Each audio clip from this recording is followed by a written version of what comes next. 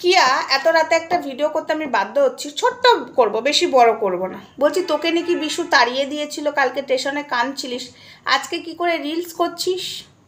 আজকে ছেলেকে নিয়ে ইয়েলো কালারের গেঞ্জি পরে জিন্স পরে কি করে রিলস করছিস? তোকে নাকি স্টেশনে তাড়িয়ে দিচ্ছিল, কান্নাকাটি করছিলিস, তোর থাকার জায়গা নেই করে তো বিশাল ভিডিও করে ভিউজটা কামালি, মানে যেটুকু ভিউজ হয়েছে, মানে বেশি তো হয়নি, আগে তো একদম পড়ে গেছিলো, তো যাই হোক যেটুকু হয়েছিল, কান্নাকাটি করে বিশু তোকে মারধর করে বার করে দিয়েছে, তাহলে রিলস করছিস কি করে?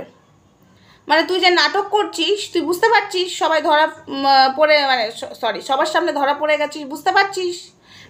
বুঝতে পারছিস নিশ্চয়ই, একটু অ্যাক্টিংটা কম কর, ঠিক আছে? আর এই যে বিশু মারধর করছে, চুলের মুঠি ধরছে, জানিস এই অ্যাক্টিংয়ের জন্য আমরা যদি পুলিশ পাঠিয়ে দিই কী হবে জানিস?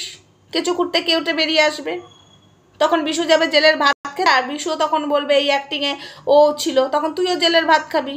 নাটক না, যত সব একটা ড্রামা, মানে এমন শুরু করেছে, আমাকে বন্ধুরা মারছি, আমাকে এই দেখো স্টেশনের মধ্যে, এই রাতে আমি কি করে, এই রাতে আমি কোথায় যাব, কি অ্যাক্টিং করলো আমাদের কিয়া মাসি, তারপরে আবার দেখো রিলস করছে, আজকে হয়ে গেল অ্যাক্টিং, যত সব, মানে কুচবি, এদেরকে কিছু বলার ভাষা নেই আমার কাছে বন্ধুরা, এদেরকে কিছু বলার আমার কাছে ভাষা নেই।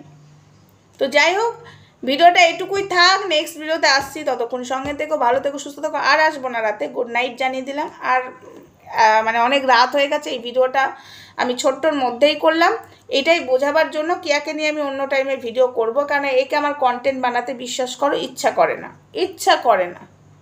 আর যাই হয়ে যাক, আমি আমার রুচিতে বাধে একে নিয়ে কন্টেন্ট করতে, কে জানি না।